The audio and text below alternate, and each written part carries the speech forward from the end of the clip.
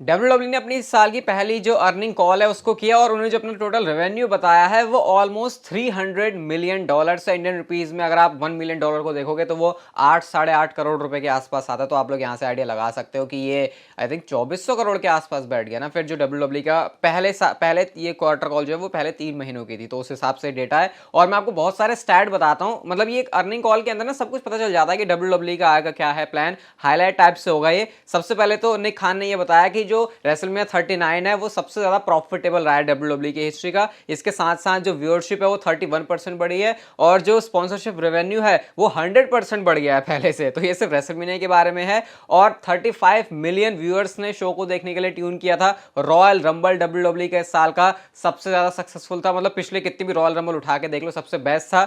Elimination chamber भी पिछले कितनी भी एलिमिनेशन चेंबर उठा के देख लो डब्ल्यूडब्ल्यू के लिए सबसे ज्यादा प्रॉफिटेबल, सबसे ज्यादा रेवेन्यू पैसे बनाने वाला था। फिर डब्ल्यूडब्ल्यू ने यह भी बताया कि नॉर्थ अमेरिका के अंदर जो डब्ल्यूडब्ल्यू अपने लाइव इवेंट करवा रही है ना वहां पर 52% का इंक्रीज हुआ है। और समर स्लैम 2023 का जो टिकट सेल था पहले दिन पर ही वो इतना ज्यादा था कि अब डब्ल्यूडब्ल्यू जो है सीट्स भी बढ़ाने के लिए देख रही है और इससे पहले ऐसा कभी भी नहीं हुआ था। तो हर तरफ हर एक शो के बारे में आप लोग स्टैट देख सकते हो। बैकलैश में भी डब्ल्यूडब्ल्यू बता रही है कि जो 7 फिगर है उसकी सब्सिडी उनको मिली है। अब ये भी कुछ बहुत बड़ा नंबर है, मैं इसमें भी ज्यादा घुसूंगा नहीं, जो मुझे जितना समझ में आ रहा है वो आपको बता रहा हूं। यहाँ पे ये भी डिस्कस किया गया कि फॉक्स और जो यूएसए नेटवर्क है उनके साथ भी कैसे जो उनके नेगोशिएशन है वो चल जाएंगे और जो डील्स है उसको रिन्यू करने के बारे में बातें होंगी। इंडिया के बारे में यहाँ पर मेंशन किया गया कि कोविड-19 की वजह से कैसे जो बहुत सारे प्लान्स हैं वो कैंसिल हो गए थे, निक्स हो गए थे। और सोनी और जी का जो मर्जर चल रहा है उसके बाद कुछ बड़ी चीजें होंगी यहाँ पे। तो निक खान ने इस चीज को भी यहाँ पे एड्रेस किया है। तो मतलब कुल मिला के फायदा और भी ज्यादा फायदा हर चीज में डब्ल्यूडब्ल्यू को हुआ है। इस पूरी अर्निंग फर्स्ट क्वार्टर में जो अर्निंग कॉल हुई है उसके अंदर हमको पता चला। तो ये पैसों की बात थी और पैसों की बात जानने में इंटरेस्ट सबका बहुत ज्यादा रहता है। ओके,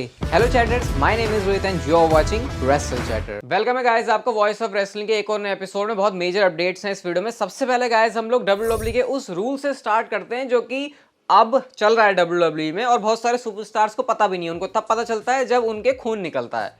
ये क्या बात बोल रहा हूं मैं, बात ये है कि डब्ल्यूडब्ल्यू के जो सुपरस्टार्स हैं वो उनको डब्ल्यूडब्ल्यू अलाउ नहीं करती कि वो उनका खून वगैरह निकला है डब्ल्यूडब्ल्यू का मैच रेसल करने से या फिर किसी भी ऐसी एक्टिविटी से जो कि वो डब्ल्यूडब्ल्यू के रिंग में कर रहे हैं या फिर डब्ल्यूडब्ल्यू टीवी पर उनके साथ कुछ भी हो रहा है तो उसको वो क्लिक करे और उसके बाद उसको पोस्ट करे सोशल मीडिया के ऊपर। क्योंकि डब्ल्यूडब्ल्यू ऐसा बिल्कुल भी नहीं करना चाहती। तभी भी आप लोग नोटिस करते होंगे कि जब डब्ल्यूडब्ल्यू खुद भी फोटोज रिलीज करती है सुपरस्टार्स के, अगर उनके खून भी निकल रहा है तो उसको ब्लैक एंड व्हाइट किया जाता है। क्योंकि डब्ल्यूडब्ल्यू के जो टीवी राइट्स हैं उसके टीवी डील जो है उसके अंदर जो चीजें हैं उसी के अंदर रह के उनको करना पड़ता है। तो सुपरस्टार्स भी खुद से भी अपने सोशल मीडिया पर भी ऐसा नहीं डाल सकते और ये सुपरस्टार्स को तभी पता चलता है क्योंकि अच्छा वो ऐसा नहीं कर सकते शायद जब वो ऐसा करते थे।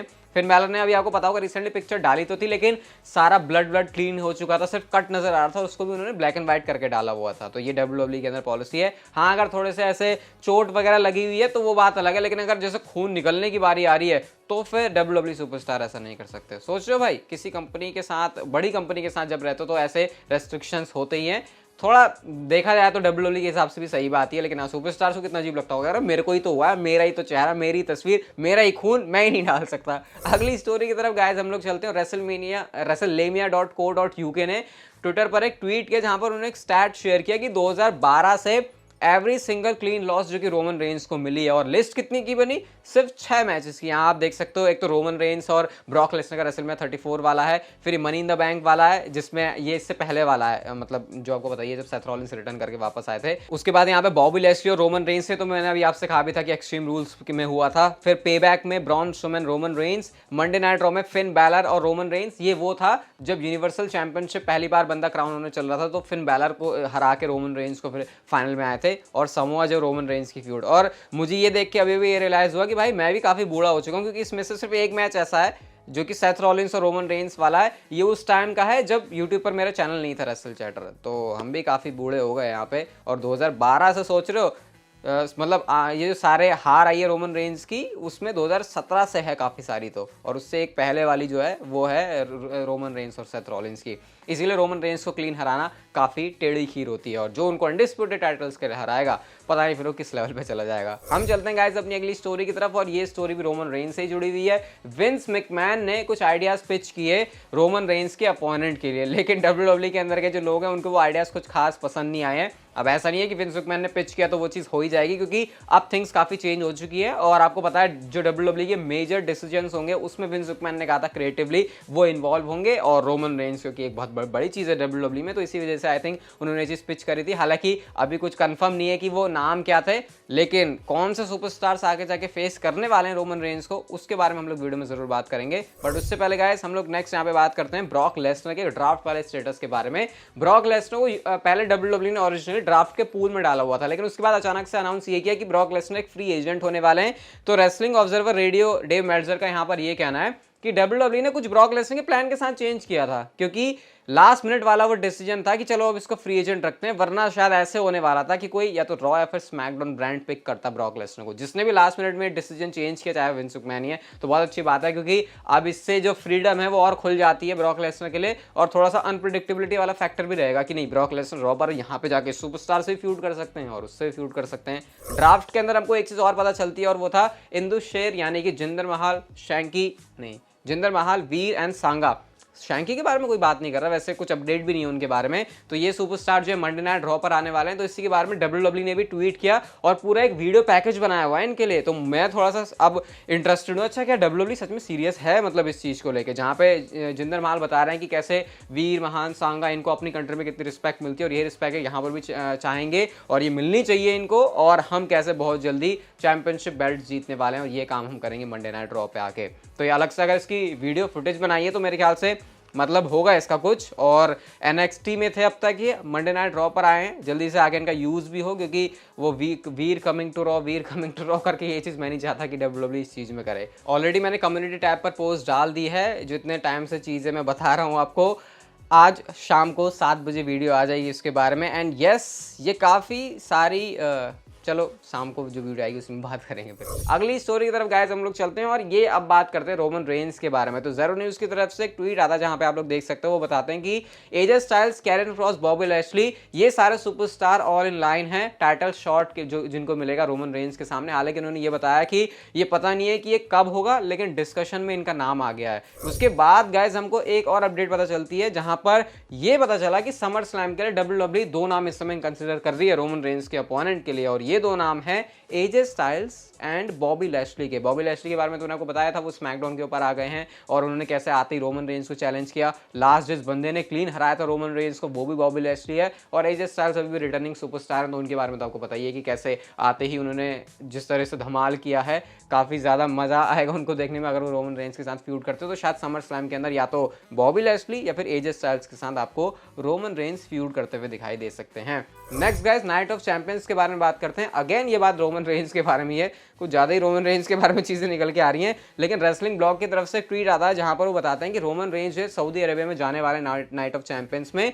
लेकिन यहाँ पे क्या चीज़ होने वाली है उसको लेकर 2 आइडिया हैं। पहली चीज़ तो ऑब्वियसली वही है कि रोमन रेंस का क्योंकि 1000 डेज कंप्लीट हो रहे हैं तो उस पर सेलिब्रेशन होगा, लेकिन जो अदर आइडिया है वो एक्चुअल में पेपर व्यू का ये है कि हर जो चैंपियन है वो अपनी चैंपियनशिप को नाइट ऑफ चैंपियंस में डिफेंड करेगा। तो फिर ऐसे में शायद हो भी सकता है कि रोमन रेंस चैंपियनशिप अपनी डिफेंड करें, क्योंकि 2 जो सबसे बड़े टाइटल है इस समय WWE कंपनी के अंदर, वर्ल्ड हेवीवेट चैंपियनशिप भी आ गई है वैसे तो अब, तो फिर भी मान लेते हैं WWE और यूनिवर्सल जो चैंपियनशिप है वो इस समय रोमन रेंस के पास है। तो ऐसे में अगर रोमन रेंस उसको डिफेंड नहीं करते तो फिर सेंस बनेगा क्या कि नाइट ऑफ चैंपियंस के अंदर सारे चैंपियंस अपनी चैंपियनशिप को डिफेंड करेंगे। तो देखते हैं क्या WWE एंड में करती है। वैसे अगर मैच भी होगा रोमन रेंस का तो कैसे बिल्ड होगा, क्योंकि अब बैकलैश के बाद इतना टाइम भी नहीं है, तो मुझे लगता नहीं WWE रोमन रेंस को लेकर चीज़ों में रश करेगी। तो फिर ऐसा काफ़ी हद तक पॉसिबल है कि WWE जो है सिर्फ रोमन रेंस को शो पर लेके आए और उनका है ना ताजपोशी हो और उनका सेलिब्रेशन हो। अगली स्टोरी की तरफ गाइस हम लोग चलते हैं, और ये तो बहुत ज़्यादा इंटरेस्टिंग है।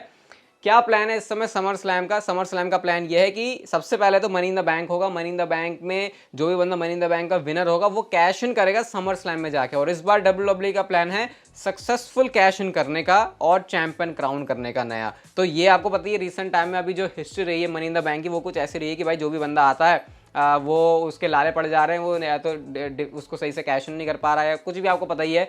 अब पहले हमको ऐसे लगता था कि भाई जिसके पास money in the bank briefcase आ गया इसका मतलब अब इसके पास चैंपियनशिप भी आएगी, तो वो चीज़ हो नहीं रही है। अब अगर ऐसा हो रहा है तो वो किस चैंपियनशिप के लिए हो रहा है, वर्ल्ड हैवीवेट चैंपियनशिप के लिए या फिर रोमन रेंस की अनडिस्प्यूटेड टाइटल्स के लिए। ये बड़ा इंटरेस्टिंग होगा यहाँ पे देखना, क्योंकि कैश इन करके तो फिर भाई कुछ भी हो सकता है। फिर यहाँ पे हम ये भी सोच सकते हैं क्या पता रोमन रेंस के पास से ही चैंपियनशिप चली जाए। तो ये मनी इन द बैंक और ब्रीफकेस वाला जो कॉन्सेप्ट है बहुत बढ़िया है। होपफुली डब्ल्यूडब्ल्यूई इस साल इसको अच्छी तरीके से यूज करे। हम चलते हैं हमारी आज की नेक्स्ट एंड फाइनल स्टोरी की तरफ। और गाइस फाइनली जो ऑड्स हैं वो रिलीज हो चुके हैं टॉप 5 सुपरस्टार्स जिनके चांसेस हैं वर्ल्ड हैवीवेट चैंपियनशिप जीतने के। बैटिंग ऑड्स की भी बात कर रहा हूं। नंबर 5 पर जो नाम है सुपरस्टार का वो है ड्रू मैकइंटायर। नंबर 4 पर आते हैं सैमी ज़ेन। नंबर 3 पर केविन ओवंस का नाम है, जो कि मेरे लिए काफी सरप्राइजिंग है कि Kevin Owens and Sami Zayn का नाम इतना ऊपर है इसमें। नंबर 2 पर आते हैं कोडी रोड्स। और गाइस लीडिंग यहाँ पर जो सुपरस्टार है वो सेथ रॉलिंस ही हैं, यानी कि ऑड्स के हिसाब से भी, बैक स्टेज स्टॉक्स के हिसाब से भी सेथ रॉलिंस का जीतने का चांस सबसे ज्यादा है। फिन बैलर के बारे में गाइस अगर आप लोग मेरे से पूछो तो इस लिस्ट में मैंने देखा था उनका नाम 6ठे नंबर पर है। तो ये इस समय ऑड्स के अकॉर्डिंग सुपरस्टार हैं